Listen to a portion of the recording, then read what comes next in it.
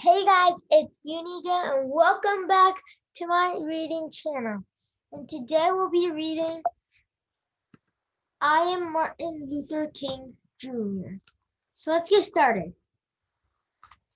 I am Martin Luther King Jr. When I was little, I used to get into a lot of accidents. One day, my little brother hit me in the head with a baseball bat. Two other times, I mistakenly got knocked over by a car. Another day, I tumbled over a banister, then bounced through an open door into the basement. Whoa, amazing fall. You okay? I'm okay. No matter how many times I fell, I kept getting back up. Even before I could read, I knew I liked books. My dad always talked about how I kept a lot of books around me. I used to tell my parents, when I grow up, I'm going to get me some big words. There is a power in words. Big words were in my future. When I was 6 years old, one of my best friends was a boy whose father owned a store across the street. Tag, you're it. No, you're it. No, you're it. No, you're it. My friend was white. I was black. It didn't matter to us. We would play games and have fun together. But when we started going to school, everything changed. He went to a school where all the kids were white. I went to a school where everyone was black. Soon after, he told me, I can't play with you anymore. Why? My dad said so. He doesn't want us being friends. But why? You're one of my best friends, aren't you? Okay. Aren't you? I didn't understand. It didn't make sense. At dinner, my parents explained, it's because you're black and he's white. I was so mad that day. How could someone treat me differently just because of the color of my skin?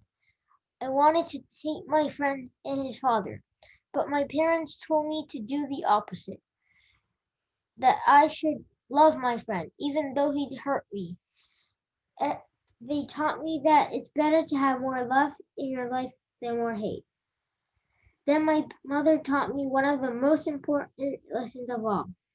You are good as anyone. You must never feel that you are less than anyone else. I wanted to believe it, but every day I saw the opposite. I saw you could be treated unfairly just because of the color of your skin. If you were white, you went to a good school with great playgrounds and plenty of books. If you were black, your school was small, sometimes with no desk or even windows. Check it out, playground. Check it out. Where's our playground? It wasn't just the schools. Black people had to use different water fountains, different elevators, even different bathrooms. In fact, on a hot day when everyone wanted ice cream, if you were white, you could sit at the counter and eat from a nice dish. But since I was black, if they served me at all, it was through a side window and they put my ice cream in a flimsy paper cup. This ice cream is perfect. This ice cream is melted. It got even worse when I was 14. I had just won a speech competition. My speech was about being fair to all people. I was so excited. Then on the bus ride home, a few white people got on board. You need to give up your seats to the whites. At first I stayed put. It didn't seem fair, but my teacher convinced me to move. We spent the rest of the ride standing and getting tossed in every direction. Every day, this is what life was like. Black people were treated terribly.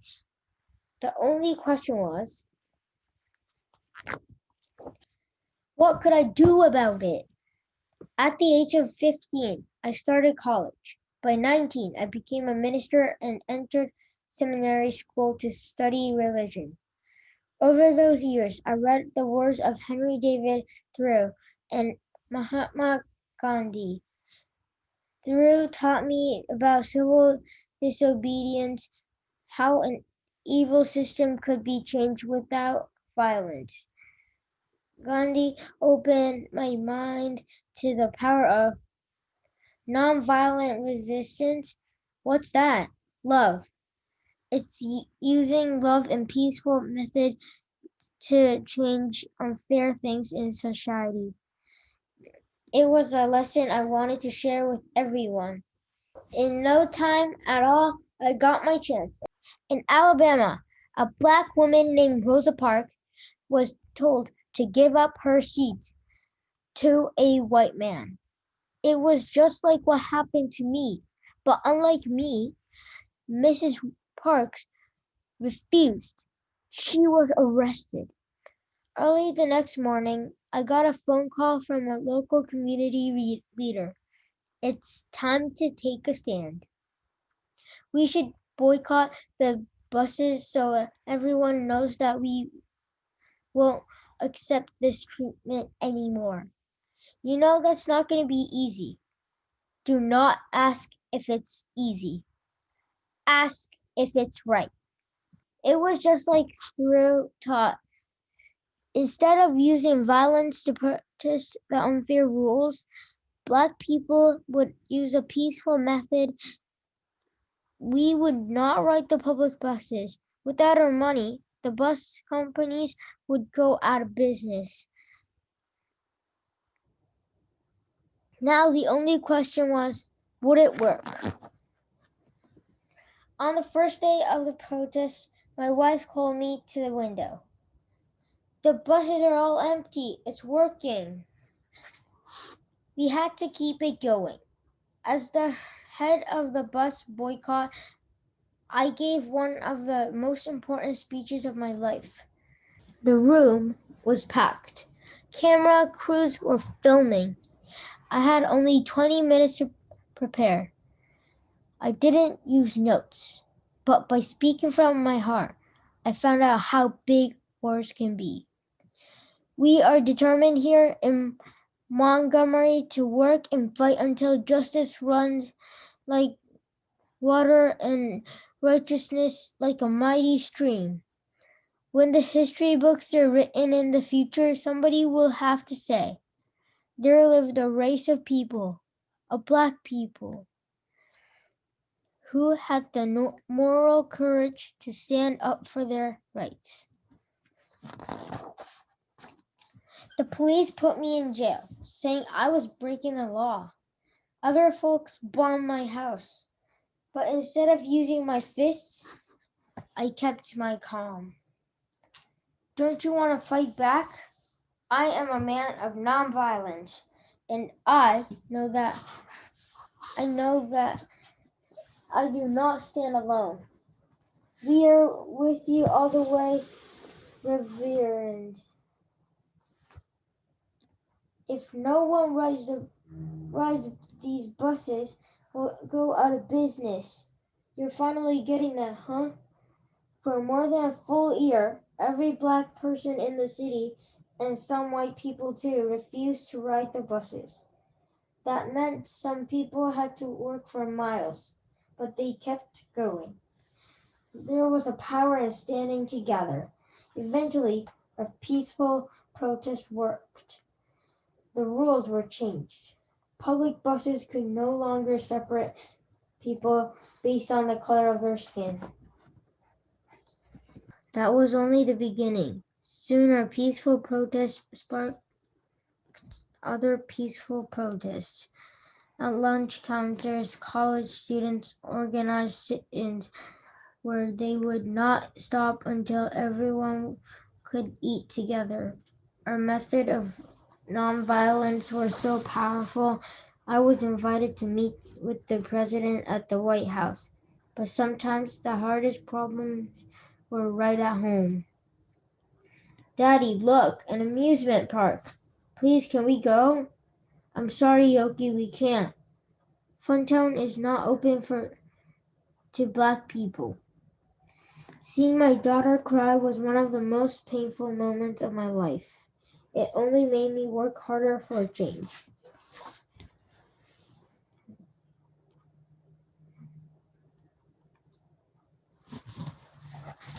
Was it easy?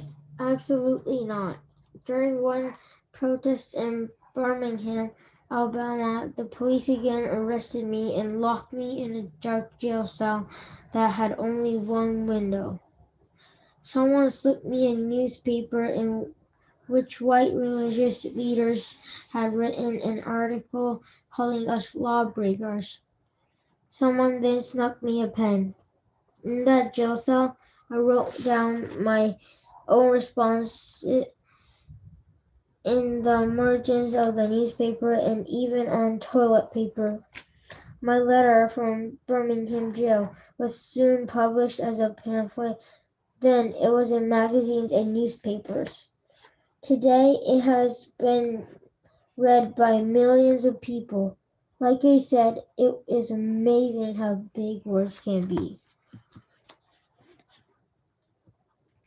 Our message was so important. Even kids your age joined us in Birmingham during the Children's Crusade. More than 1,000 kids, some as young as 6 years old, showed up to march. What do you want? Freedom. The next day, the police arrested 900 of them. The next day, 2,500 children showed up, ready to go to jail. This was our finest hour. Enraged that we were not giving up, the police told the firemen to spray the children with water hoses and attack them with dogs. They they thought it would stop us, but instead, as the whole country watched on TV what they were doing to our children, it was a wake-up call from the nation's conscience. How can they treat little kids like that? That's not right. We need to help them. 90 days later, the rule began to change. Now blacks and whites in Birmingham were using the same lunch counters, water fountains, and restrooms. You could feel it in the air. More change was coming. Freedom was contagious. By the summer of 1963, an estimated 1 million Americans held their own protests in cities across the country. A man named A. Philip Randolph suggested a massive march. If we march together peacefully, they won't be able to ignore us. Together we can convince Congress and the president to pass laws so that no one in America can treat people differently based on skin color. I like the idea. Where should we have it? There's only one place. People came from almost every state. They came in nearly every form of transportation. They even took off work and did not get paid just to be there. Old people, young people, black people, white people, even children like you. They all come to Washington, D.C., gathering in righteous army. Why? Because they wanted a change, and they knew the surest way to change the world is to stand together. I am happy to join with you today in what will go down in history as the greatest demonstration for freedom in the history of our nation. On August 28, 1963, I stood at the podium and spoke what some later called my biggest words of all. I have a dream that my 4 little children will one day live in a nation where they will not be judged by the color of their skin, but by the content of their character. I have a dream that one day Little black boys and black girls will be able to join hands with little white boys and with white girls as sisters and brothers. Let freedom ring. From every mountainside, let freedom ring.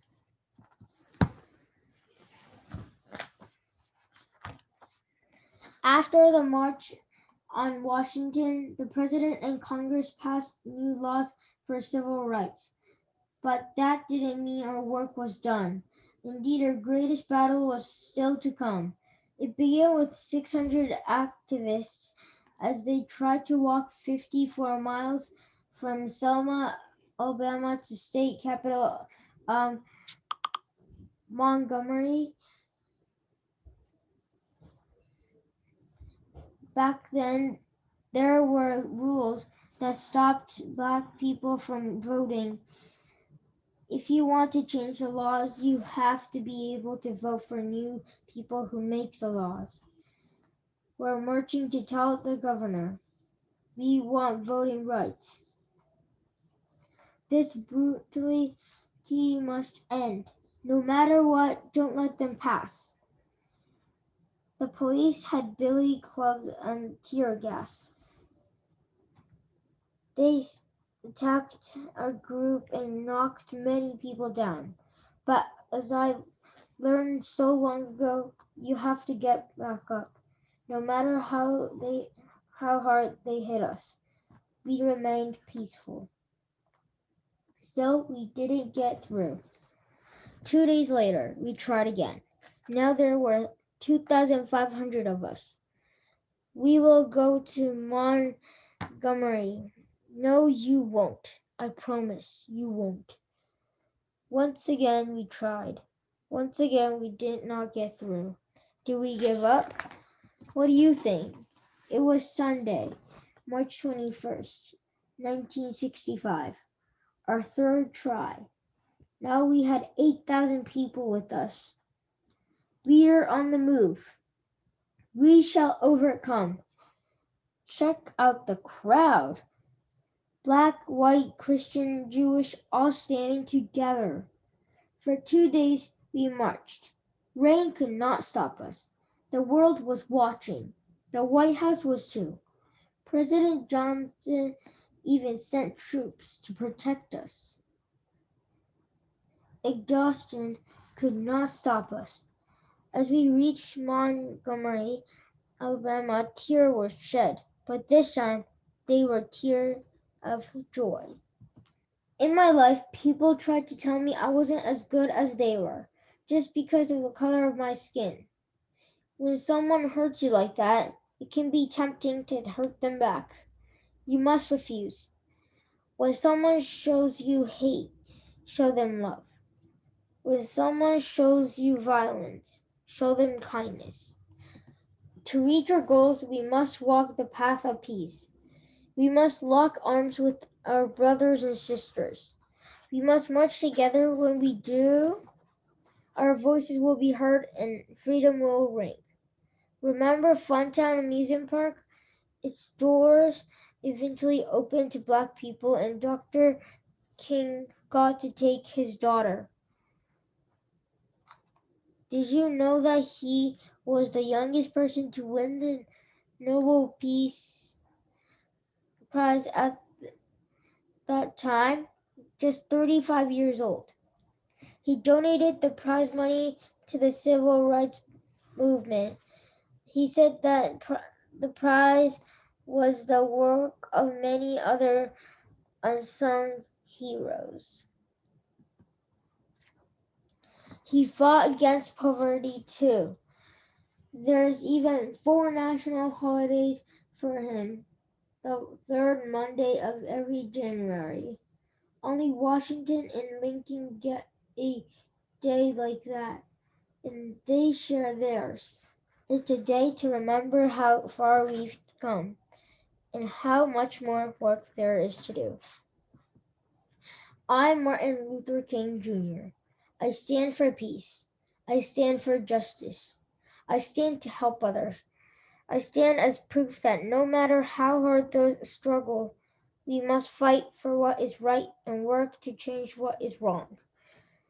Whatever struggle you face, no matter how hard it gets, you must always move forward. I am proof of this. If we rise up, if we stand together, if we remain united, nothing can stop a dream. The time is always right to do right. Martin Luther King Jr. The end. Thank you for watching my video, guys. If you like this video, don't forget to like, subscribe, and comment down below. And share this video with your family members or your friends. Bye!